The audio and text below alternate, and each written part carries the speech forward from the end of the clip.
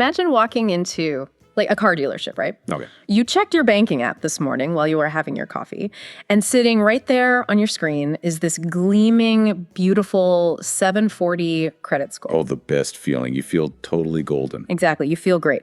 But then, like 2 hours later, the finance manager slides this piece of paper across the desk, gives you that sympathetic look, and says, well, sorry, your score is actually a 690. Ouch. Yeah. That is a huge drop. Right. And you don't qualify for the top tier rate anymore. So you're sitting there thinking, did my banking app lie to me? Yeah. Or, did the car dealer just make a mistake? And the really wild kind of counterintuitive truth that we're digging into today is that they are both completely right. Yeah, it's crazy. It is an incredibly jarring experience, to realize that the number you've been proudly tracking for months isn't necessarily the number the rest of the world sees. Totally. Because we expect this single source of truth when it comes to our personal data, especially data that, dictates our financial mobility. Right. Our whole lives, basically. Yeah, but the reality of consumer credit is just this deeply fragmented, constantly moving machine. And that fragmentation is exactly what we are tearing apart in today's deep dive. We've got an official FICO score disclosure document from Experian on the table today. It's a great source to really get into the weeds with. It really is. We all know the big three credit bureaus, and we broadly know what FICO is. But our mission today is to look under the hood. Absolutely. We're going to explore the hidden mechanics of how these scores are calculated, why the data is just so inconsistent. And this is huge, how specific support tools operate at a technical level. Right, especially for active duty military personnel, which the document highlights. Yes. Tools to get, review, improve, and protect your credit history. Because navigating this maze translates directly to, protecting your career opportunities. Which is really the ultimate goal here. Understanding the friction inside this system isn't just about shaving 0.5% off an auto loan. It is about taking aggressive control of your financial identity. When you assume the system is just this neat, orderly filing cabinet, you leave yourself entirely vulnerable to its blind spots. Okay, let's unpack this filing cabinet illusion because the Experian disclosure shatters it right out of the gate. It really does. We need to talk about the fact that the score you pay to see on some consumer app is rarely the exact score your auto lender or your mortgage broker is looking at. Yeah, the document is very explicit about this. Experian primarily provides what is known as FICO Score 8. Okay. And that is a base model. But they note that they also offer other base models as well as these industry-specific FICO scores. Right, and this is where the whole one true score expectation totally falls apart. I like to think about FICO Score 8 like going to a general practitioner doctor. Okay, I like that analogy. You go in for your annual checkup, they take your vitals, listen to your heart, and give you this broad overall assessment of your health. That's your base FICO score. Yeah, the general health check. Exactly, and as the disclosure notes, that ranges from 300 to 850. But if you have a torn ACL, the general practitioner's broad assessment isn't enough, right? They send you to a sports medicine specialist. Right, and that specialist is going to look at your body through a completely different lens. Exactly. A specialist doesn't just look at different things, they weigh the importance of things differently. Like a sports medicine doctor cares a lot more about that old knee injury than your dentist does. Totally. Similarly, these industry-specific scores, like the FICO auto scores or FICO bank card scores, they are the specialists. Yeah, they look at your credit report, but they change the math. Right. They weigh a missed car payment 5 years ago much heavier than, say, a missed credit card payment. Yep. And they don't even use the same 300 to 850 scale. No, they don't. The industry-specific scores actually stretch from 250 to 900 to give lenders a more granular read on your risk. But wait, I want to push back on a statistic in this document. Go for it. So the disclosure cites a third-party study stating that 90% of top lenders use FICO scores. If 90% of top lenders are all using FICO, why is the variance so wild? If everyone is buying the same brand of algorithm, shouldn't we all be looking at roughly the same number, even with slight weighting differences? Well, what's fascinating here is understanding the concept of relative risk and how the algorithm predicts human behavior. Okay, relative risk. Yeah, lenders aren't asking a philosophical question about whether you are a good, responsible person. They're asking a highly specific mathematical question. Which is what? They're asking, what is the statistical probability that this consumer will default on this specific type of debt over the next 24 months? Ah, okay. Because the risk factors associated with a 30-year mortgage are fundamentally different from like a 5-year auto loan. Right, because the consequences of defaulting are completely different. Like, you can't live inside your high-interest credit card, but you absolutely need your car to commute to work so you can keep getting a paycheck. Exactly. And the historical data proves that out perfectly. When consumers hit extreme financial hardship, they don't default on all their debt simultaneously. Oh, they don't? No, they triage. Yeah. And the data shows people will let their credit cards go to collections long before they let the bank repossess the car they need for their livelihood. Wow, yeah, that makes total sense when you put it like that. Right. So FICO builds those behavioral realities into the industry-specific algorithms. If a car dealership pulls your FICO auto score, the algorithm is heavily scrutinizing how you've handled car loans in the past. Far more than how you handle, retail store credit cards. So even if the auto lender is part of that 90% using FICO, they are using a version tailored to the specific product they are selling. Exactly. Which totally explains why my app says 740, but the car dealer sees a 690. The app is showing me the general practitioner score, but the dealer is looking at the sports medicine doctor's chart. Yeah, that disparity is totally normal.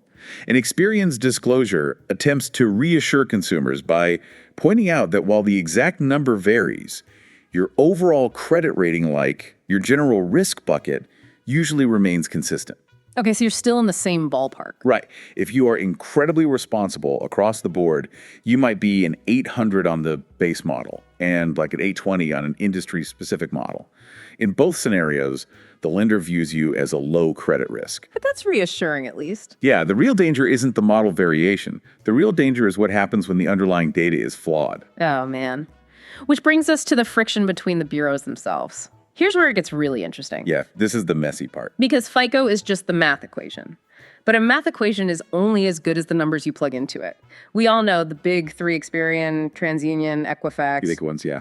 Right, and we just assume they operate like this massive synchronized hive mind. Like, if I pay my bill, all three know about it instantly. But what this Experian disclosure actually admits in the fine print is that these three aren't talking to each other at all. No, they absolutely do not share a central database. They are three fierce competitors operating three entirely separate data silos. It's wild. Because they don't share data, your credit report can vary wildly depending on which bureau the lender happens to pull from. Exactly. Think about it like having three different biographers writing your life story simultaneously. Experian, TransUnion, and Equifax are the biographers, but they don't do independent research. They only interview the friends that voluntarily decide to call them. Yes, that is a perfect way to look at it. Right. So Equifax might be the biographer that only happens to talk to your bitter ex-landlord, while TransUnion is the one talking to your student loan servicer. And the word voluntarily is really the linchpin of this entire system. The disclosure clearly states that lenders do not always report your credit history to all the agencies. Some only report to one or two. I am so stuck on this voluntary reporting thing. I really don't get it from a business perspective. How so? Well, if I take out a personal loan from a regional credit union, right, and I make every single payment on time for 5 years, why wouldn't that credit union want to report my stellar behavior to everyone? Does it cost them money to report the data? It costs a significant amount of money and resources. Wait, really? Yeah. The credit bureaus don't just magically absorb information. Lenders have to act as data furnishers. Okay. That means the lender has to format their customer data to meet strict industry standards, build the secure software pipelines to transmit that data, and pay the administrative costs to manage disputes when consumers flag errors. Oh, wow. I never thought about the IT costs. Right.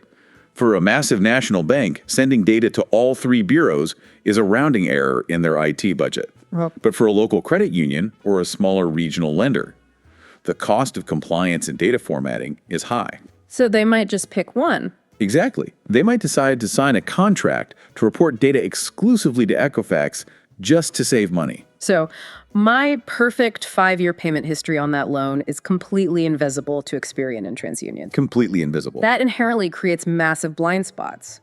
How is a consumer supposed to rely on a system where their good behavior is just arbitrary depending on which bureau a future lender decides to ping? This raises an important question, and it really forces a major shift in how you view the system. Yeah, I'll say. We tend to view a credit score as this permanent grade stamped on our permanent record.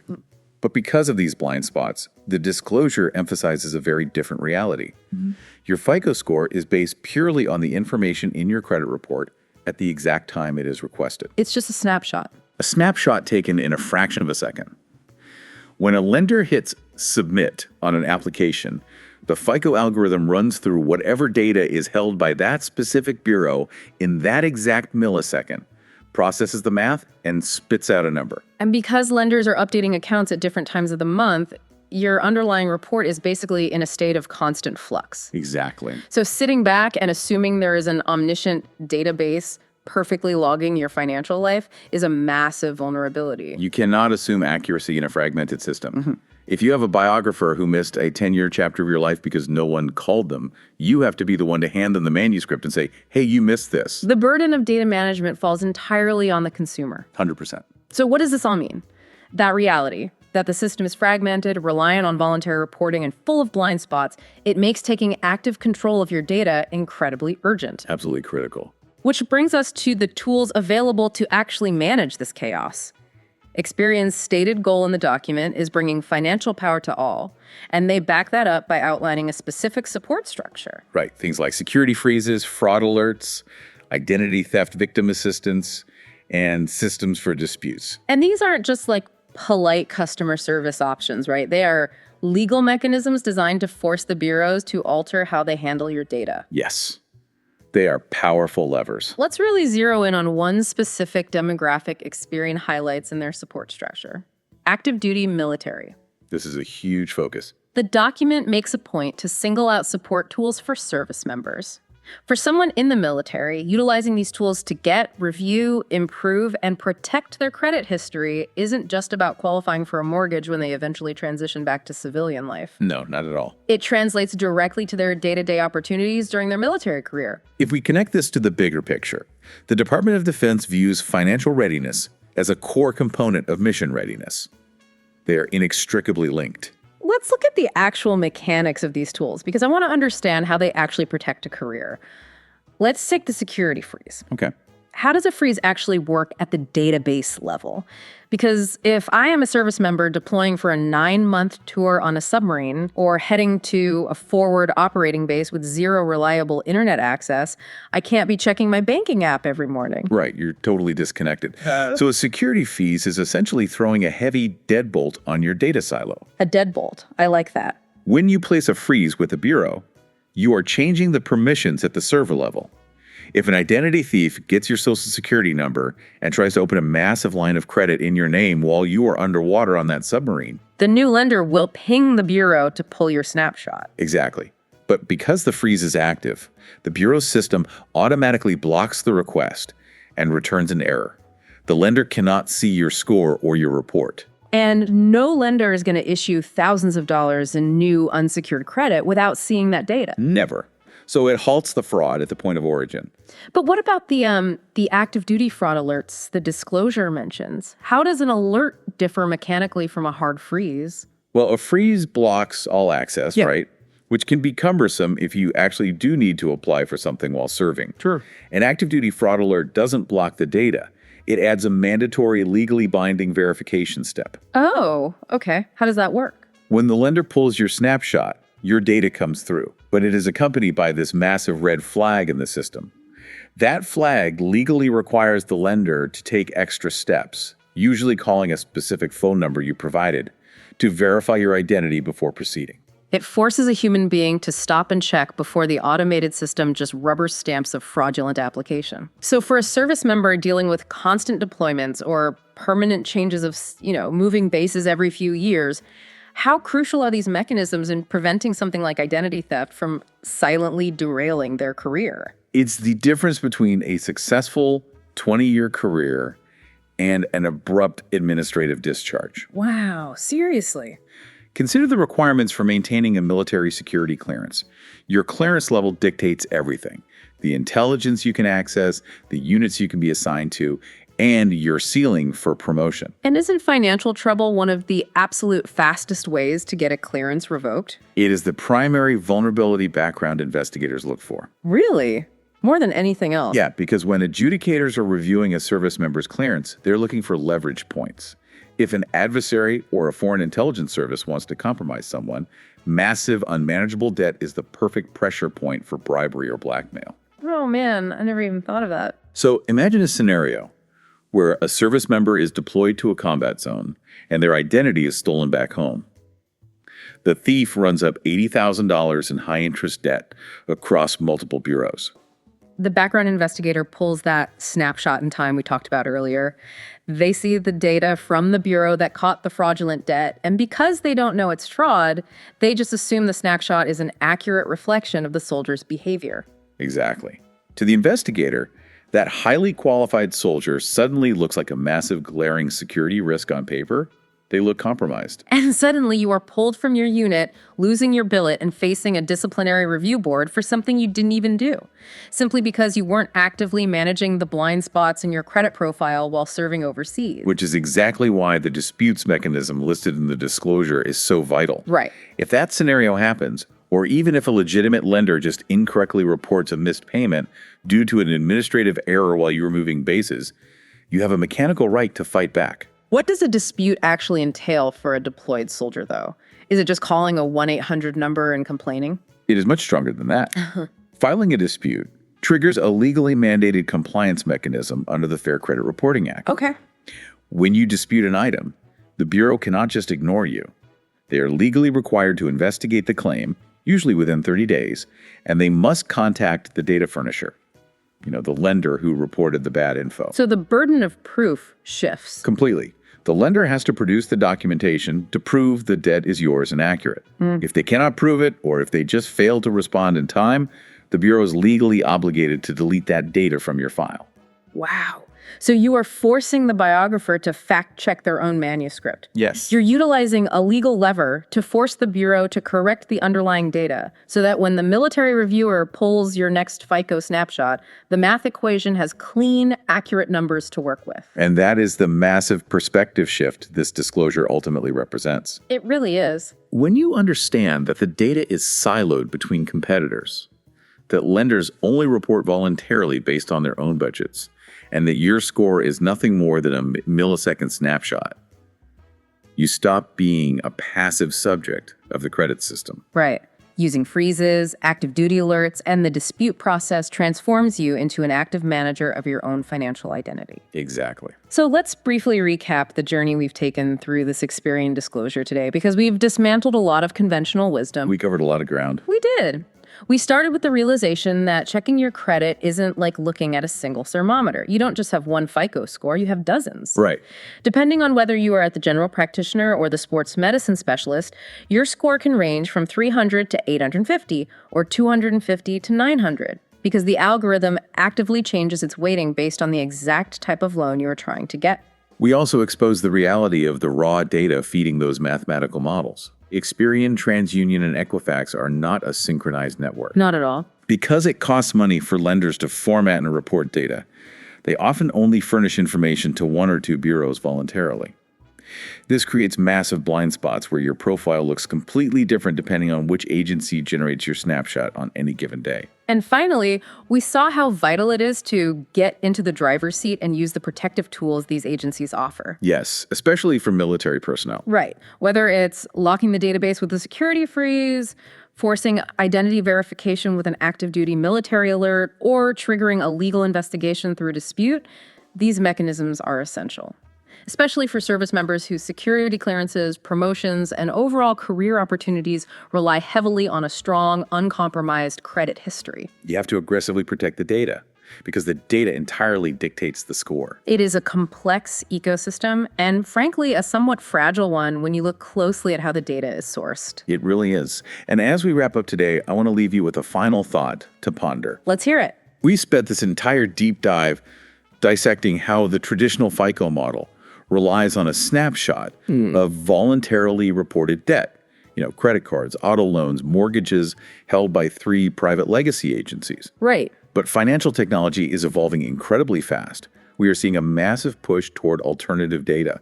Lenders are starting to look at algorithms that analyze your monthly utility payments, your rent history, or even the real-time cash flow and subscription payments going in and out of your checking account. Oh, wow. That's a huge shift. So, if our entire concept of financial reputation currently hinges on this old school system of fragmented credit bureaus, what happens to the traditional FICO model in the future when these new alternative data points completely redefine what it truly means to be creditworthy?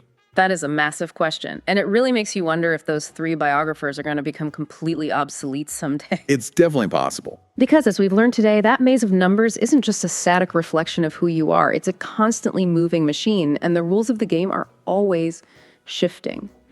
Thank you so much for joining us on this deep dive. Keep questioning the systems around you, keep a very close eye on your biographers, and we'll catch you next time.